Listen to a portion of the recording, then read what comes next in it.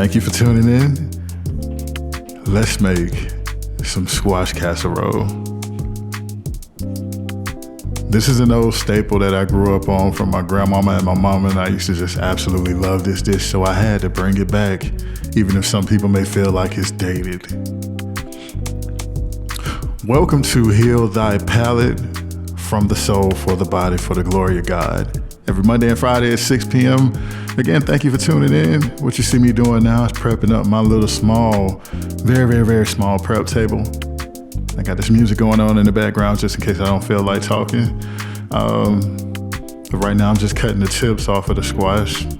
Don't usually use the tips of the squash for too much of anything. And normally I set aside any and all vegetable scraps to make stock, but I just wasn't in the mood to do that today. So as I'm cutting up the squash, I just want to let y'all know, for those that are tuning in, you may hear me say this at some point on every single episode. As I'm messing up trying to use this mandolin, using the mandolin that I have is very interesting. I can't wait to get another one. I may eventually end up getting an automatic one. This was just the first one that I found at a decent price. I wasn't looking for the best or something to last. I just wanted something for the time being, but I actually do love using a mandolin for a whole lot of things. And as I'm slicing up the squash, I'm realizing that the container that I have for the glass bake container or whatever it's called that I have is way too small when I get to this one. So now I need to go grab another container as soon as I finish up with this squash right here. I'm gonna go get an actual casserole dish instead of using a baking dish. There you go. Now I got the right name down. So this is me getting a casserole dish and getting that final squash. And the funny thing about this dish is that it's not expensive. It doesn't take a whole lot of product, and it really doesn't take a whole lot of time either. It took me longer because I was filming the video, but you can most likely have this done and in the oven in about 20 minutes. But I'm gonna go ahead and add a little olive oil in there. And I'm gonna put some kosher salt in there next. That season that you see on the side, that's just a blend of garlic powder, onion powder, and black pepper, because I know I use it with everything. It just makes cooking a whole lot easier. And it's just equal parts everything. I will always suggest this if you know you're gonna use some specific if you know you have certain seasonings that you're gonna use in everything, why not go ahead and make a quick blend of it? That way you can literally cut down some of the time that you spend cooking. And as you can see, this is me making a mess. To be honest, if I wasn't on camera, I probably would have put that in my mouth. I wipe my counters and everything down really well, but I know the internet is crucial. So this is me mixing everything up, making sure that the seasonings gets all over everything.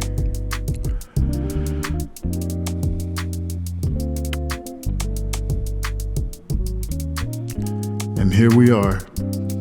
Don't ask me why I do the thumbs up, but I'm gonna make it something. One of my favorite things to do, if you can hear the sarcasm, is cut onions.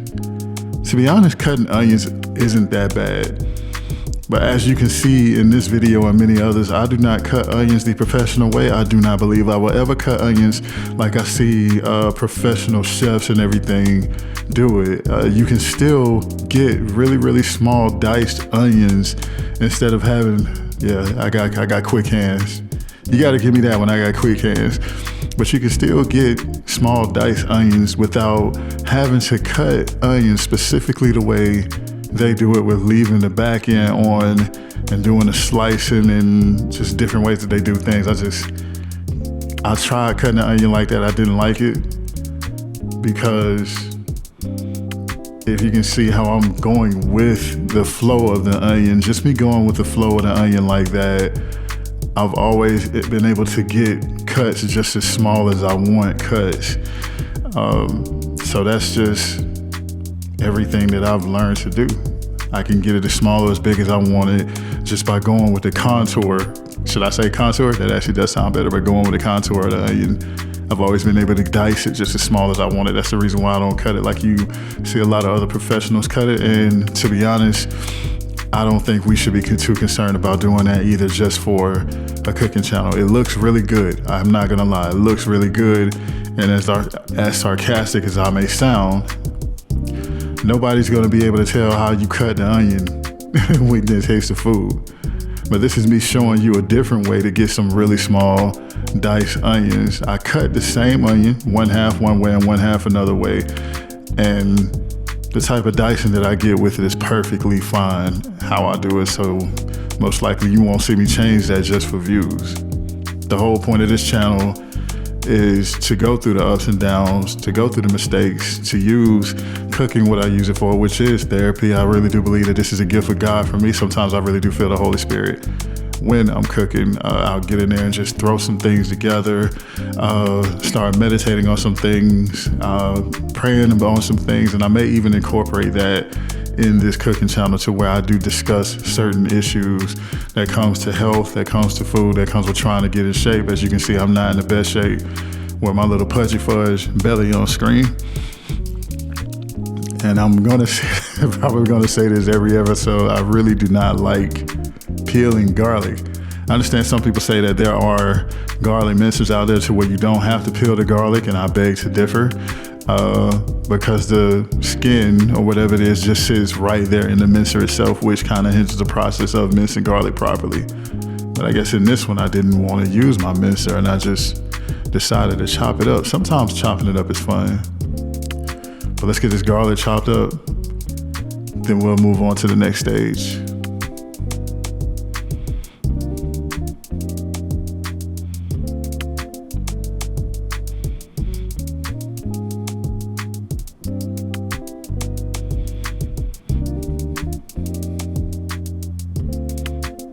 Yeah, I keep forgetting to put towels down. This table probably cost me like $70. And even though it's doing the job for right now, like I said, I'll get a bigger one eventually to where I can give a better presentation and cut and mix and do other things on there a whole lot better. My kitchen counter is good, but I can't get the video and the lighting to be able to have as much freedom to move around as I want if I did everything on my kitchen counter, though you will see me use it sometimes in a pinch. I'm not gonna even front about that. Like, we got a lot planned for this channel. See, I got some nice little chunky pieces of garlic, and it's gonna make all the difference in a little bit.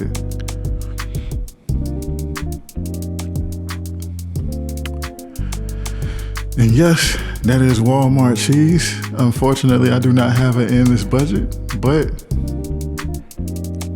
it did the job. I need to quit being lazy and purchase another rotary shredder. Don't get me wrong, I like this old school one. And I put that knife down because I realized I could cut myself like that. I like this old school shredder, I'm not gonna lie, but it only cost me $8. And I bought it because I ended up breaking my rotary shredder. I don't even remember how I broke it. I just know that I broke it and it hurt my feelings. So I gotta buy another rotary shredder because those things are absolutely amazing, but I will be using this one too. Like, I'll use the rotary shredder mainly for cheese, and this one right here will be for like carrots, and when I get to some dishes to where I'm shredding cabbage to make slaw and other things like that. But as you've heard a lot of people say, it's better to just buy a block of cheese, even if you get the cheap brand and shred it yourself. It makes your dishes taste fresher. It's a lot less chemicals involved, and that's what we need to get back to as Americans or as people who cook in general. Let's have more control over the food that we put inside of our bodies. You can still eat good. And as a matter of fact, the more you focus on making things from scratch and knowing exactly what's in these products instead of buying everything with the byproducts and the chemicals, the preservatives and the GMOs and everything like that, the more you do that, the more you can enjoy some of the foods that you really want to enjoy. I don't believe that all this stuff that they tell us we can't eat is stuff that we can't eat. In reality, I think they just put so many chemicals in it that it then becomes wrong for us to eat. But we're gonna get back to making things from scratch. Once you learn how to make things from scratch, You realize it's not as difficult as it seems. You realize it doesn't take as much time as it seems. And then it starts becoming a whole lot of fun, especially when you let your creativity flow. But let's just enjoy this vibe for a little bit.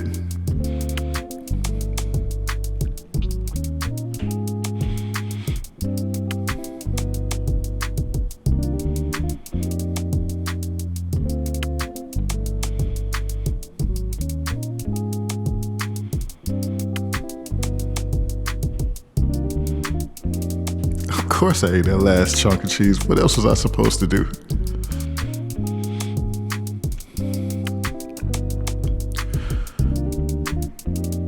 To God be the glory. We're moving on to the next step, which would be crushing up the crackers.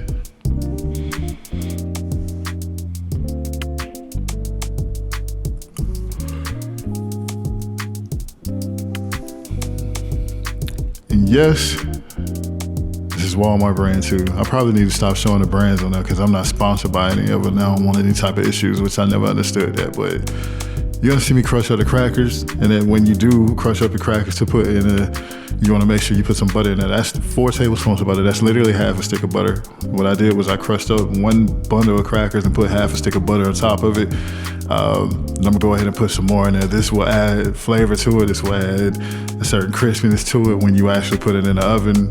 Adding the butter to it, mixing it all in, letting it sit in there is very, very good when you are making something like squash casserole.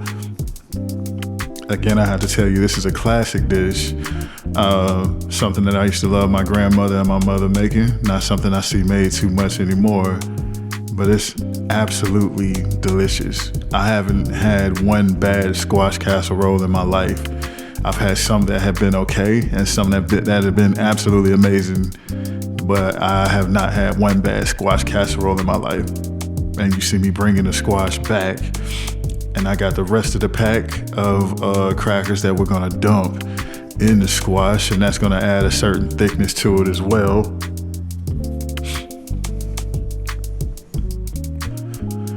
There's that garlic powder, onion powder, and pepper blend that I told you about earlier. So I use a little salt, but I won't put a whole lot of salt in it. It doesn't need a whole lot of salt. A lot of the dishes that we make don't need a whole lot of salt.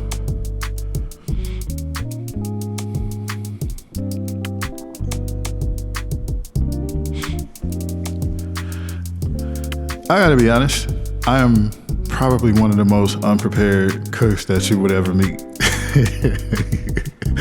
Seriously. I decided to use the same bowl that I had the butter in. It's not gonna make a difference. Another thing that I don't think really makes a big difference is how you crack eggs. I understand it looks good to crack an egg with one hand, but again, how you crack eggs, other than it being something that looks good, has absolutely nothing to do with how it tastes. And I understand that may sound sarcastic. It's not the fact that I'm trying to make it sound sarcastic. I just want people at home to just cook. Get cooking down first. Get back to cooking on your own, you know. But we added buttermilk in there. The reason why I went with buttermilk instead of like heavy whipping cream or half and half or even whole milk is because buttermilk is just gonna add that perfect amount of tang to it. So we're mixing up the eggs with the buttermilk.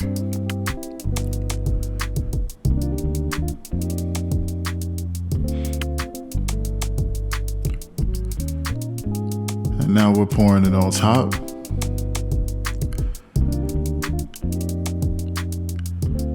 And while we're waiting on that, we're just gonna put the garlic in the skillet and get this ready. We're gonna saute the garlic and we're gonna saute the onions. I did let the butter get a little brown because it will add just a slight bit of nuttiness to it. That was intentional to let that butter get a little brown, just for that slight bit of nuttiness. But now we dump the onions in. And look, as you can see, my camera keeps going in and out because it doesn't know what to focus on.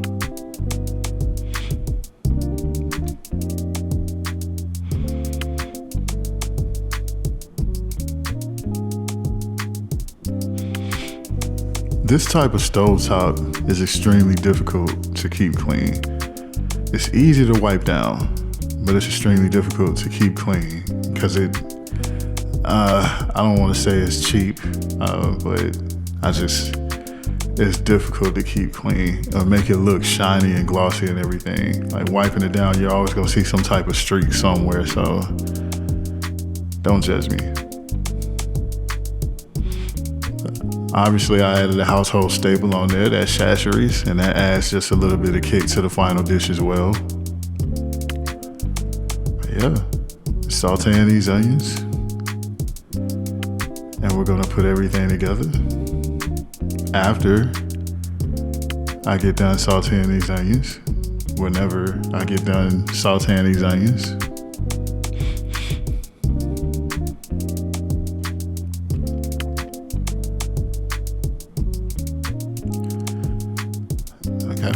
so we're adding the sauteed onions to the squash casserole, and we are almost done, almost ready to put this in the oven. We just have to mix this up real good.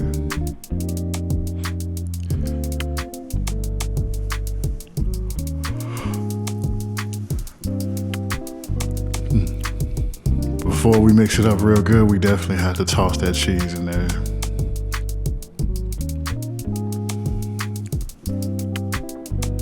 See those clumps in that cheese? That's exactly what you want to see. I had that piece of plastic that I didn't even know was still in there.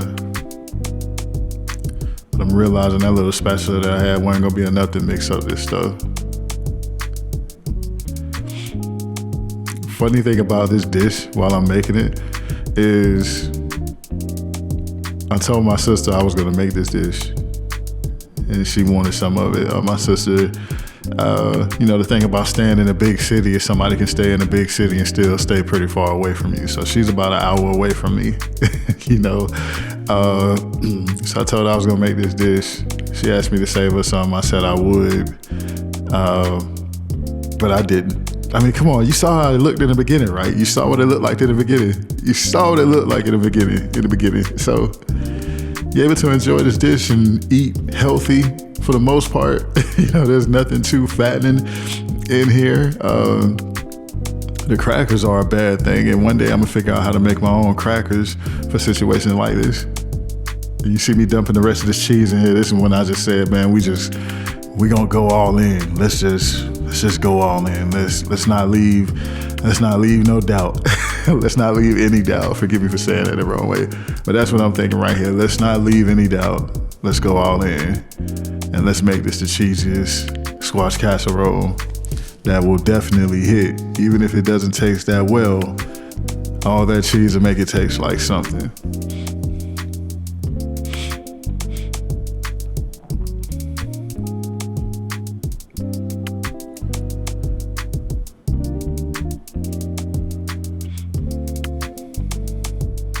See how I'm separating and making sure all of it gets mixed in well. One day I'm gonna use this exact same mandolin before I upgrade. I'm gonna use that exact same mandolin to make ratatouille. I've been wanting to try that dish. They make it look good for it just to be vegetables. And now we top it with the crackers. What's the name brand of those? Toll House? Is it Toll House? Ritz. The name brand of these is Ritz. And these really did taste like those name brand crackers. Of course, I ate a few of them off camera from a different batch, but what you expect? And now we're gonna get it here and take this and put it in the oven. And the next thing you're gonna see is us plate this up.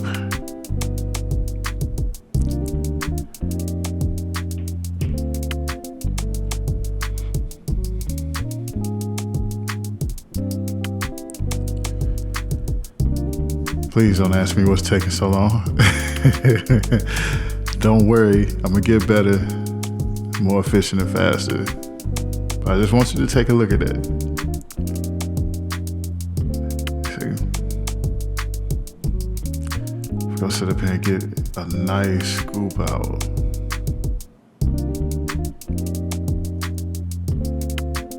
And look at that steam.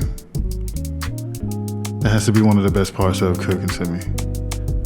When you plate it while it's still hot and you just see that steam coming off of it. Like, man, this is really about to be good. And the squash just so happened to cook just enough. I think I put it in the oven for 30 minutes. The squash cooked just enough. It was perfect. It wasn't too tender, had just a little bit of crisp, but it didn't taste like it was uncooked either. But we're gonna finish this out with that slow motion shot as always. I really hope you enjoyed this. Please like, share, comment, and subscribe. I'll see you soon.